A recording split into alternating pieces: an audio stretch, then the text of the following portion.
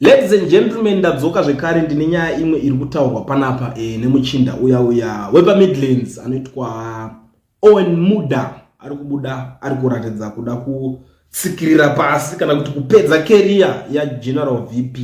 Chiwenga. Ndakazvitarisa zvangu cause he is the vice president. Ende takatotarisa zvinhu izvozvo obvious ndiye ndakamirira kutarisira throne kuti after this man ndopindauka ndotongauka tochinjanoka kwabva kwazouyawo mumwe kana anenge achizodauka handiti ndozvazvingori but this man zvaari kutaura pano I don't know kuti ushwindiwo ari kuhwana kupi nekuti iko zvine zvinhu kutotyira mental health yaGeneral VP Chiwenga because izvo zvekutaurika panapa vakangoziva chete kuti zimuroi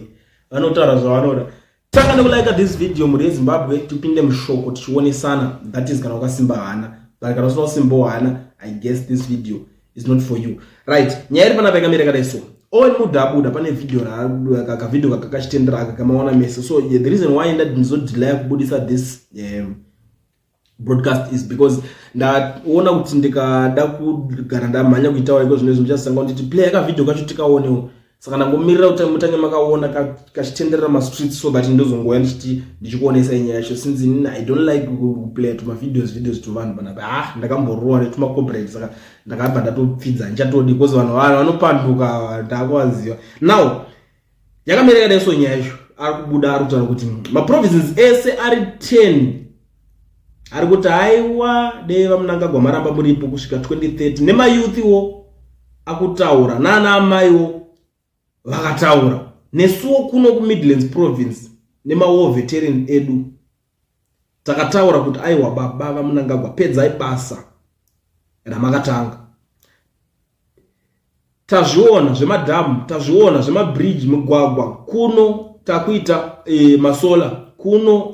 tane makombiyuta kumachonyonyo muzvikoro zvedu kuno kumachonyonyo tane magetsi. Ndo zvatiri kuti baba varambe varipo. Ndo mashoko abuda achitaurwa na Owen Muda. Pari kupisa ndokuti I'm telling you these people vari kuratidza kudisrespecta VP General Chiwenga kusvika pa the extent yekupedzisira chacho yekutonyatso kuratidza kuti apatori nazvo mungati hapana mungaitei ndo zvazviri. Vari kudisrespecta this man uyo akafighta iwe it's not easy he's a dictator akaita saMugabe wewe. Ngataura ndichokwadi iwewe ndiyana ngada vanhu vese mimi hapana kana itombofamba futa achita kuti Mugabe zvisina nebasa rese mumastreets kana muri kunyeba mubva mataura mundigere rimwe zuda izvi hapana munhu aibuda achitaura kuti Mugabe zvekupenga mustreet iwe kana wega kana baba pako chakuti Mugabe wega waitozo nyaya dzakuti kana waitotaka kutozwa vabereki apa unenge wakurasika mwanangu nyaya dzaMugabe dzotanga idzi zvoda kuti iwe uchiri mudiki urarame nguva yakareba siyana nazvo mwanangu izvi waita mutete ndo zvanga zvitongoriko mazuva acho. Mugabe wekuti iwe waingoti achipfuura muzvenyu izvo so enda pfuura nepastate house yekuZimbabwe yato right mota yako ikafa zvinhu pastate house vanhu varipo izvo zvinezvi aiwa vari nanawo kuti mota yako ngokuti chichanetsa shamwari wotosvika wotokubatsira kuti aiwa ngaona pawamira pafira mota yako haipiti wotokubatsira kuti migadzirika dzatipushe unobuda road utozokusiya waita se wabuda wakuzasu wotokubatsira kupusha mota yako yotobva panzvimbo torizina zvawo kudhara waitiwo mota yako ichingodzima iri pastate house pepe waipusha wega iwe ndikukutaurira waipusha vakawanda taona chipusha mota vari 1 ndope takatozoziva kuti mota inopushwa nomunhu 1 guys zvokuti mota inopushwa nomunhu 1 tatisingatozizivi but takatozviziva madays iwayo tatoona kuti varume vakatsamwisa kutsamwa chaiko chaiko ndo munhu iye wekuti zvese zvaaingotaura anga asingavhunduke chero akatobuda kuenda kunze like iko zvinezvi tikutoona hedu idi anotomboti kana achitaura nemunhu anoenda otonoti achitonohwandira zvake kuti achinotaura zviya zvekunotaura nana Putin kuti una panje America inenge iri kuzoti hwandira iri kuzodai so iri kuzono dai neZambia neMalawi ari Mugabe aingobuda achitotaura vari toripo kana pasummit chaibata kunototi right ningirikini nami kuzodai vese varipo because anga ari gentleman vanhu vaitozomutya kuti he is a defector but aitotaura chokwadi sezvachingoti zvisina kutenderera ndo the same man iye wekuti waingoti kunzoti pakangotoronzi Mugabe muoffice tada hachonzi anotongozwa apa weekend ndiye munhu akanzi akashingwa VP Chiwenga iye VP Chiwenga hayi kuti mushinga cool under house arrest baba chichi it's not apana pekuti tingazopa credit iyoyo kune vanhu ati concern kuzopa credit iyo kune vanhu ve army chete credit iyo inoenda futi nekumaZimbabweans because paitwa kuyo pari under house arrest vanhu vakademonstrate demonstration amambona mademo muZimbabwe iyo yanga iri serious demonstration yekuti Mugabe pazigore rakarohwa zvekuti masoja achitungamira pamberi vanhu vachiyimba svika panza sure akubva akuenda now abba aenda abviswa na this VP same VP ndiye vice president akusangana nemachallenges ana muda I don't know kuti ana muda vaida sei I still remember ndichitaura umwe munhu achiti vanhu opposition makare kuna vamwe vanhu vanomhupuka unaona panoitika zvinhu kuna vanhu vanomhupuka kuti adzungure ZANU-PF takazobvira nayo kudhara ndakazobvunza umwe munhu ndikati makabva kune ZANU-PF hanzi takabva nayo kudhara tichingoisapota vandati alright makabva kudhara muchiisapota saka imemi muri kuti vanhu veopposition vakadhakwa vanopenga ndikati alright iyo shamari autondiudze something yo waisapota Mugabe ndikati munofanira kuti denda ndiri munangagona retombokumba mimi vangana mambama because imimi murume uyu akafighta imimi ndimamburi masapota muri madie hard supporter pakaitwa demonstration vanhu mimi veZANU-PF vamusini makaenda kunodemonstrate kuti Mugabe abve paitwa kuye pakaendwa navanhu veMDC it's a fact zvaizo zvekutobuda chiti ndakabva nayo but pakademonstratwa paipai chaizvo maizembera Mugabe dai sisi Mugabe atite izvozvo dai Mugabe ngavaramba varipo Mugabe towada Mugabe ndewedu